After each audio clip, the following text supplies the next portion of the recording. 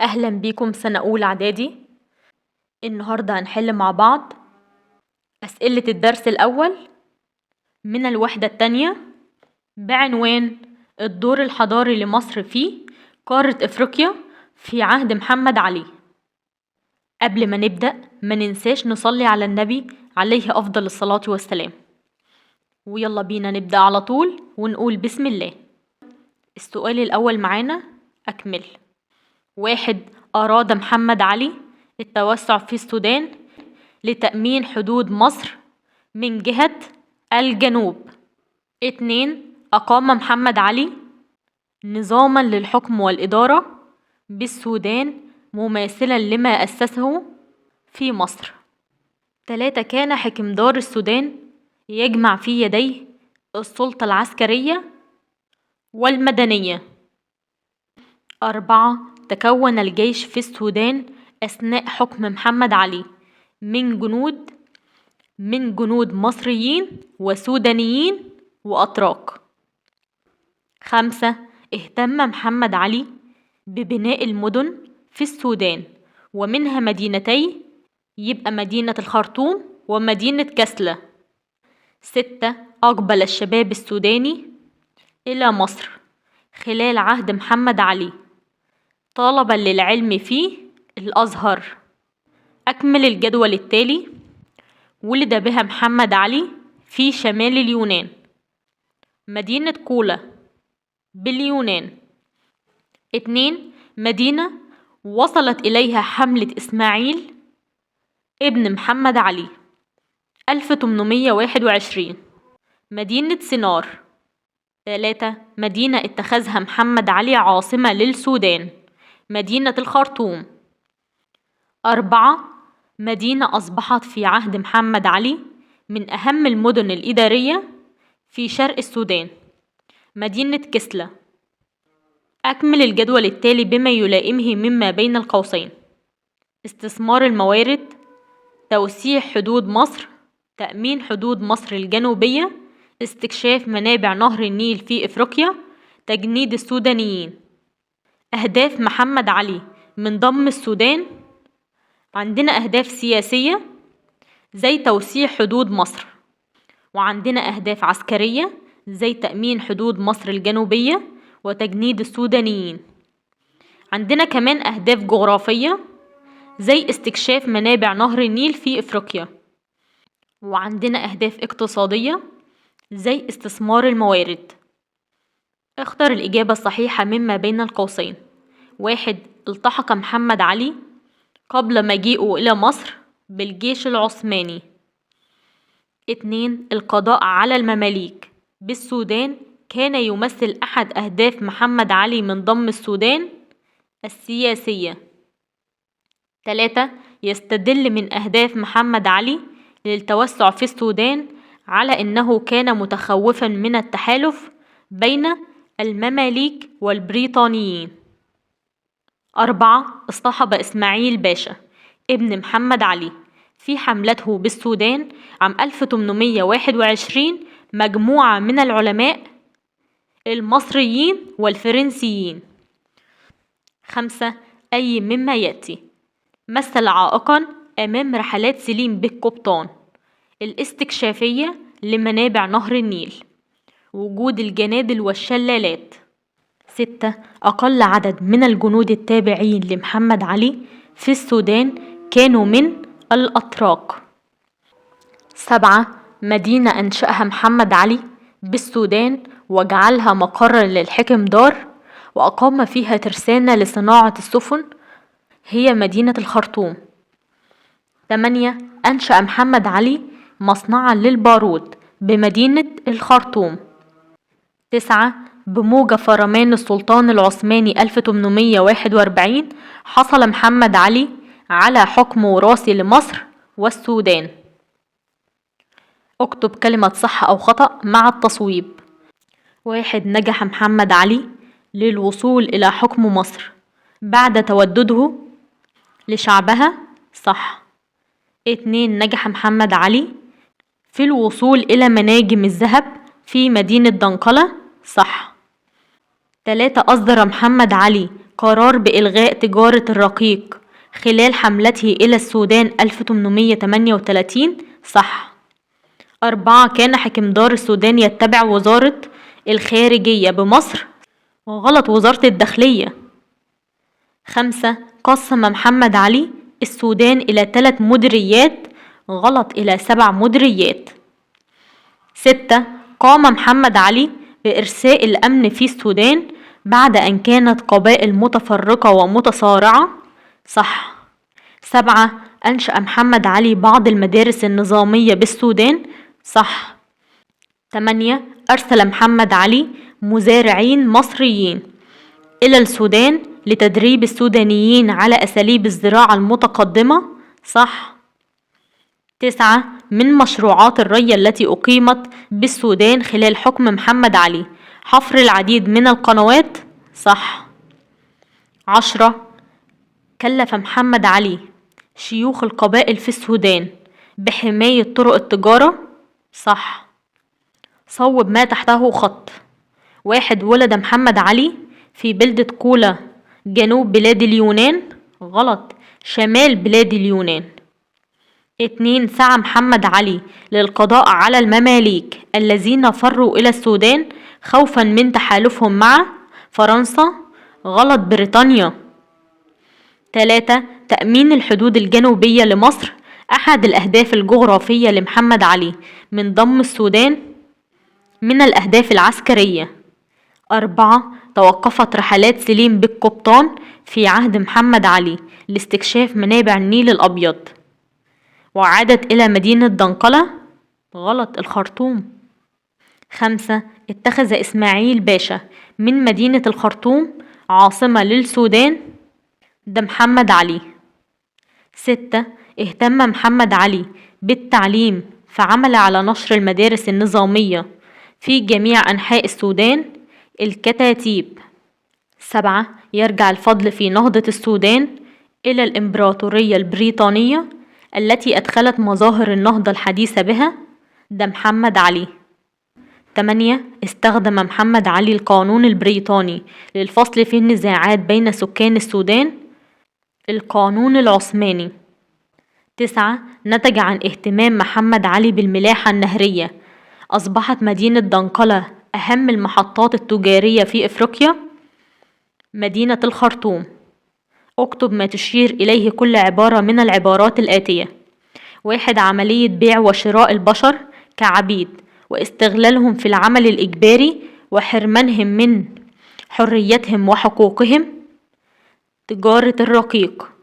2. مدينة جعلها محمد علي عاصمة للسودان وأقام بها ترسانة لصناعة السفن النيلية مدينة الخرطوم. 3. منصب يجمع بين السلطة العسكرية والمدنية في السودان وكان تابع لديوان الداخلية في مصر منصب حكمدار. 4. معاهدة عقدت 1840 لإيقاف توسعات محمد علي خارج مصر معاهدة لندن. 5. حصل محمد علي بمقتضاه على حكم وراثي في مصر والسودان فرمان 1841 إلى من تنسب الأعمال الآتية. 1. تولى حكم مصر 1805 محمد علي باشا. 2. خرج بحملة من مصر لاستكشاف إفريقيا ووصل إلى سينار 1821 إسماعيل ابن محمد علي. 3. خرج ب3 رحلات متتالية لاكتشاف منابع النيل الأبيض أثناء حكم محمد علي وحالة الجنادل والشلالات دون استكمال رحلته. سليم بك قبطان. 4. تم تعيينه أول حكمدار عام للسودان في عهد محمد علي إسماعيل ابن محمد علي. 5. أنشأ ترسانة الخرطوم لصناعة السفن في السودان وألحق بها معملا لإعادة تشكيل الحديد محمد علي. رتب الأحداث التاريخية من الأقدم للأحدث. أول حاجة التحق محمد علي بالجيش العثماني. 2. وصول حملة إسماعيل باشا ابن محمد علي لسينار. 3. وصول محمد علي إلى دنقلة بالسودان. 4. حصول محمد علي على حكم مصر والسودان وراثيا. هنرتب دول كمان. 1. اشترك محمد علي في إخراج الحملة الفرنسية. 2. تولى محمد علي حكم مصر. 3. قيادة محمد علي حملة إلى السودان. 4. عقد معاهدة لندن. حدد أي العبارات التالية تعد حقيقة وأيها مغالطة تاريخية مبررا إجابتك. 1. استقر حكم محمد علي في مصر منذ توليه الحكم. العبارة خاطئة، لأن واجه محمد علي في بداية حكمه العديد من التحديات الداخلية والخارجية اللي هددت بقاء حكمه في مصر، ولكنه نجح في التصدي لها. 2. تمكن محمد علي من القضاء على تجارة الرقيق بالسودان. العبارة خاطئة، لأن على الرغم من أمر محمد علي بإلغاء تجارة الرقيق أثناء حملته على السودان، إلا إن ده موقفش التجارة اللا إنسانية تجارة الرقيق. 3. تحالفت القوى الأوروبية مع السلطان العثماني ضد محمد علي. العبارة حقيقية، تحالفت القوى الأوروبية مع السلطان العثماني لإيقاف توسعات محمد علي التي تعارضت مع مصالحها الاقتصادية، فعقدت معاهدة لندن 1840. حدد عملا واحدا لكل من محمد علي في مجال الصناعة بالسودان. أنشأ عددا من المصانع في مدينة الخرطوم زي مصنع البارود وترسانة لصناعة السفن، وألحق بها معملا لإعادة تشكيل الحديد ومصنع لنجارة الأخشاب. سليم بك قبطان قام ب3 رحلات متتالية لاكتشاف منابع النيل الأبيض لحد ما وصل لقرب البحيرات الاستوائية اللي بينبع منها نهر النيل. بما تفسر 1. مجيء محمد علي على رأس فرقة عسكرية إلى مصر بهدف المساهمة في تحريرها من الحملة الفرنسية. 2. قيام محمد علي بالتوسع في إفريقيا سياسيا لتوسيع حدود مصر والقضاء على المماليك اللي فروا من مصر إلى السودان. 3. رغبة محمد علي في القضاء على المماليك اللي فروا من مصر للسودان بسبب خوفه من تجمعهم، لأن محمد علي كان خايف إن هم يتجمعوا مع بعض ويتحالفوا مع بريطانيا والعودة لاستعادة حكم مصر. 4. خروج محمد علي بحملة عسكرية إلى السودان 1838 لكي يتفقد الإدارة المصرية بها والبحث عن المعادن. 5. قيام محمد علي بمحاكمة عدد من الموظفين بالسودان ومصادرة أموالهم بسبب سوء إدارتهم واستغلالهم لمناصبهم. 6. اهتم محمد علي بإنشاء حاميات عسكرية في السودان بهدف توفير الأمن والحماية.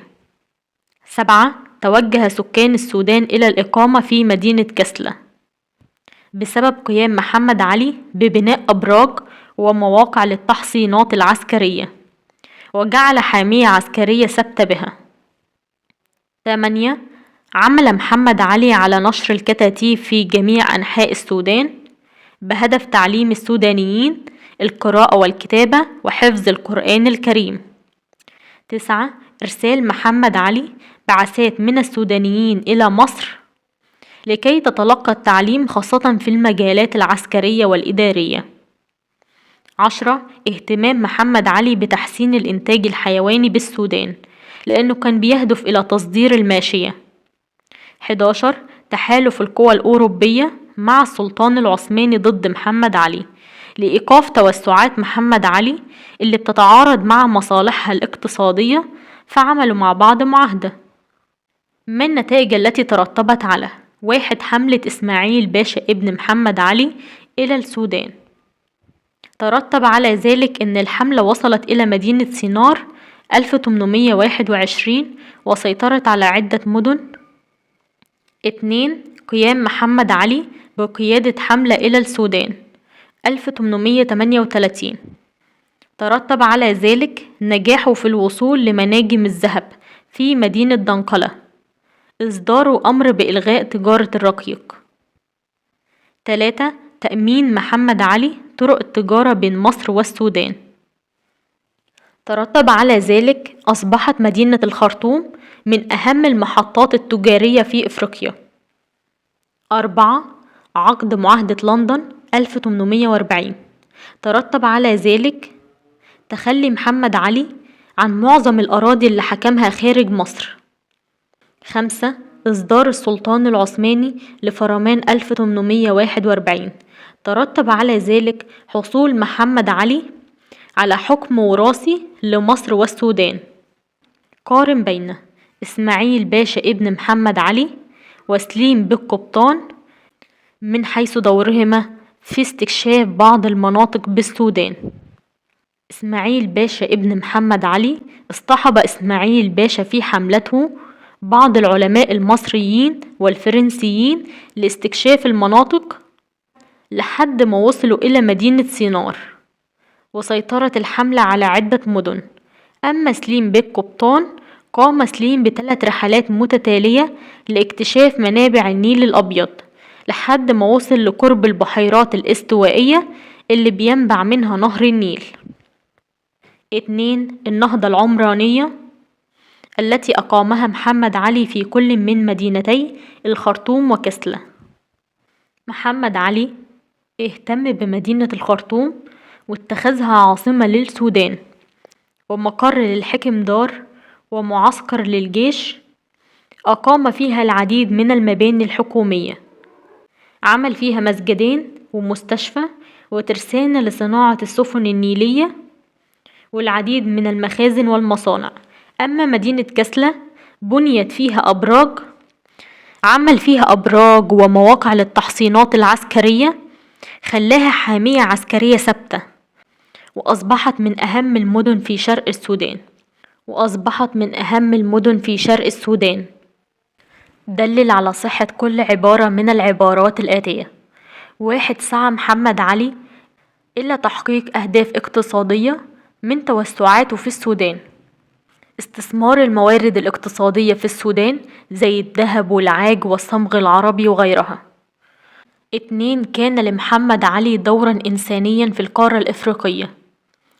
أمر أثناء حملته على السودان بإلغاء تجارة الرقيق، ودي كانت أولى المحاولات اللي استمرت لعقود طويلة لإنهاء التجارة اللا إنسانية اللي هي تجارة الرقيق. 3. حارب محمد علي الفساد الإداري في السودان بعد بسط نفوذه عليها، حيث قام محمد علي بمحاكمة عدد من الموظفين ومصادرة أموالهم بسبب سوء إدارتهم واستغلالهم لمناصبهم. 4. اهتم محمد علي بنشر التعليم في السودان، نشر الكتاتيب في كل أنحاء السودان وأنشأ بعض المدارس النظامية، وأرسل بعثات من السودانيين إلى مصر لتلقي العلم. 5. قام محمد علي بعدة أمور للنهضة بالزراعة في السودان. أرسل مزارعين مصريين لتدريب السودانيين على أساليب الزراعة المتقدمة. اهتم بمشروعات الري، أنشأ السواقي وحفر قنوات الري، أدخل زراعة بعض المحاصيل زي القطن وقصب السكر وبعض أشجار الفاكهة. أنشأ محمد علي العديد من المصانع في الخرطوم زي مصنع البارود وترسانة لصناعة السفن، وعمل فيها معمل لإعادة تشكيل الحديد ومصنعا لنجارة الخشب. ماذا كان يحدث إذا لم يهتم محمد علي بالتقرب إلى المصريين بعد خروج الفرنسيين من مصر؟ لم يستطيع محمد علي تولي حكم مصر. 2. ماذا كان يحدث إذا لم يهتم محمد علي بالتجارة والنقل في السودان؟ لم يتم تأمين طرق التجارة، وكمان لم يتم تكليف شيوخ القبائل بحمايتها، ولم يتم تطوير الملاحة النهرية، ولم تصبح مدينة الخرطوم من أهم المحطات التجارية في إفريقيا. ما العلاقة بين المماليك وتوجه محمد علي للتوسع بالسودان؟ كان من أهداف محمد علي التوسع في السودان والقضاء على المماليك اللي فروا من مصر للسودان خوفا على تحالفهم مع بريطانيا، لأن محمد علي كان خايف من المماليك إن هم يروحوا يتحالفوا مع بريطانيا ويخلعوه هو من حكم مصر. 2. محمد علي وتجارة الرقيق. محمد علي أمر أثناء حملته على السودان بإلغاء تجارة الرقيق، وبتعد أولى المحطات اللي استمرت لعقود طويلة لإنهاء التجارة اللا إنسانية تجارة الرقيق. 3. محمد علي ونظام الحكم والإدارة بالسودان، وذلك من خلال عدة طرق، منها إرساء الأمن وتعيين حكمدار للسودان وتقسيم السودان إلى 7 مديريات وتطبيق القانون ونشر العدل. 4. محمد علي ونظام القضاء في السودان. استخدم محمد علي القانون العثماني للفصل في النزاعات بين سكان السودان بدلا من الأعراف والتقاليد، فقام بتعيين قاضي في كل مديرية وكانت سلطته محدودة، وعين كمان رئيس للقضاة كان صاحب الحكم النهائي. 5. توسعات محمد علي والدول الاستعمارية. تحالفت الدول الأوروبية الاستعمارية مع السلطان العثماني لإيقاف توسعات محمد علي اللي بتتعارض مع مصالحهم الاقتصادية، فعملوا مع بعض معاهدة لندن 1840. 18. اهتم محمد علي بإنشاء بعض المدن في السودان. في ضوء العبارة وضح أهم المباني والمنشآت التي أنشأها محمد علي بمدينة الخرطوم. أقام محمد علي بمدينة الخرطوم العديد من المباني الحكومية، وعمل مسجدين ومستشفى وترسانة لصناعة السفن النيلية وعديد من المخازن والمصانع. تعالوا نحل مع بعض أسئلة التميز. اختر الإجابة الصحيحة مما بين القوسين.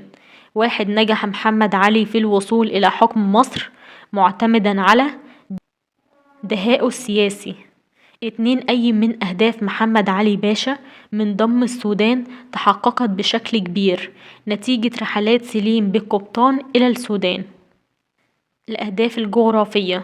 دلل على صحة العبارة التالية: ساهمت النهضة الصناعية التي أقامها محمد علي في السودان في تدعيم قوته العسكرية.